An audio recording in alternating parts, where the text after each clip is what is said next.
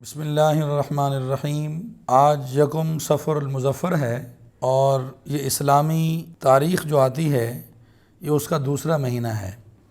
پہلا مہینہ محرم الحرام ہے اور دوسرا مہینہ صفر المظفر ہے۔ قرآن مجید میں بھی اللہ تعالیٰ نے ارشاد فرمایا کہ گنتی کے مہینے جو میں نے بنائے ہیں 12 شہرہ، وہ 12 مہینے ہیں، اور پہلا مہینہ محرم الحرام اور دوسرا مہینہ جو ہے وہ صفر المظفر ہے۔ تو آج ہم صفر المظفر کی آپ کو اس کی فضیلت اور اہمیت بتائیں گے۔ اور صفر کا معنی اگر اس کو ہم پڑھیں، صفر پڑھیں، اس کو سواد کی زیر سے پڑھیں، اس کا معنی ہوتا ہے خالی ہونا۔ تو اس کا کیا مطلب ہے کہ صفر کا مہینہ کس وجہ سے خالی ہوتا ہے؟ تو اس میں کہا گیا کہ محرم میں جنگ حرام تھی، اور جب صفر کا مہینہ شروع ہوتا تھا تو اہل عرب جو ہے وہ اپنے گھروں کو خالی کر دیا کرتے تھے اور جنگ پر چلے جاتے تھے، تو اس لیے اس کا لفظ کا معنی ہے صفر کا خالی ہونا۔ دوسری بات یہ ہے کہ بہت سارے لوگ کہتے ہیں کہ سفر میں شادی نہیں کرنی چاہیے، سفر میں نحوست ہوتی ہے، سفر میں تکلیفیں آتی ہیں، سفر میں مصیبتیں آتی ہیں، اور سفر میں آلام اور بلیات آتے ہیں۔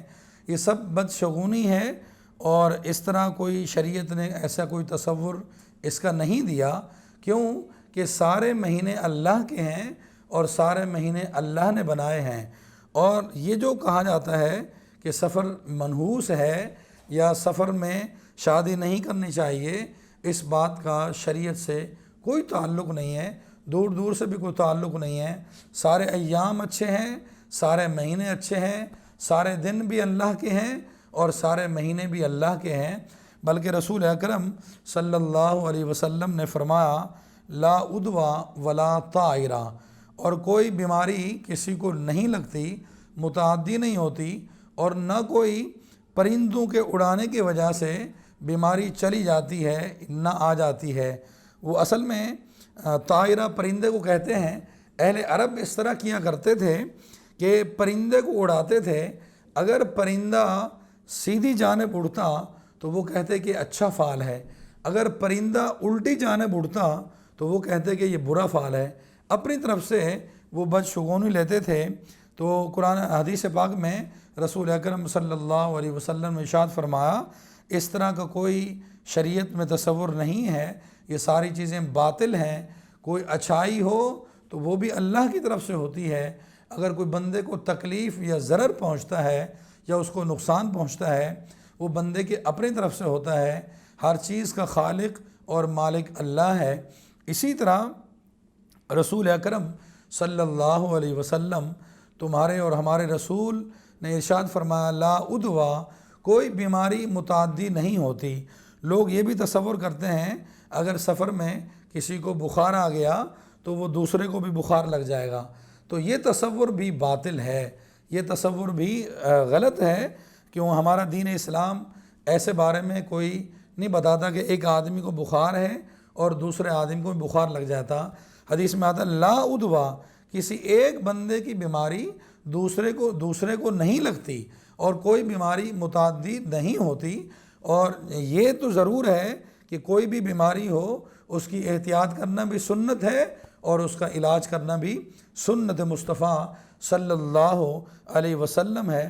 اسی طرح جس طرح آج کے دور میں ہمارے پاکستان میں، پوری دنیا میں کرونا وائرس چل رہا ہے، اور لوگ کہہ رہے ہیں کہ ایک کو لگے گا اور دوسرے کو بھی لگ جائے گا۔ ایسا نہیں ہے، جس کو ہونا ہے وہ اللہ کی طرف سے ہونا ہے، جس کو نہیں ہونا وہ بھی اللہ کی طرف سے نہیں ہونا۔ اور اللہ تبارک و تعالیٰ جس کو نہیں چاہتا کہ اس کو بیماری نہ لگے، اور اگر اللہ نہ چاہے تو اس کو بیماری نہیں لگتی، اور جس کو اللہ چاہتا ہے اس کو بیماری لگ جاتی ہے۔ اس کی مثال ایک ایگزامپل کے طور پہ میں آپ کو دوں، حدیث پاک میں آتا ہے کہ ایک شخص کا اونٹوں کا ایک باڑہ تھا، وہاں اونٹ بندھے ہوئے تھے۔ اللہ اکبر۔ تو آقا کریم صلی اللہ علیہ وسلم کا گزر وہاں سے ہوا، تو ایک صاحب نے کہا کہ اونٹ سارے بیمار ہو گئے۔ آقا کریم صلی اللہ علیہ وسلم نے پوچھا کہ یہ اونٹ کیسے بیمار ہو گئے؟ تو انہوں نے کہا کہ اس اونٹ کو بیماری لگی تھی اور دوسرے اونٹ کو اسی وجہ سے لگی تھی۔ پھر فرمایا تیسرے کو، فرمایا اس کو بھی اسی وجہ سے لگی تھی۔ پھر فرمایا چوتھے کو، فرمایا اس کو بھی اسی اونٹ سے بیماری لگی تھی، تو جب وہ آخری اونٹ تھا جس سے بیماری لگی، رسول اکرم صلی اللہ علیہ وسلم نے فرمایا یہ بتائیں کہ اس اونٹ کو کس سے بیماری لگی؟ تو وہ بندہ پریشان ہو گیا، اس نے بولا اس کو تو کسی سے نہیں لگی، اللہ نے اس کو بیماری دی ہوگی۔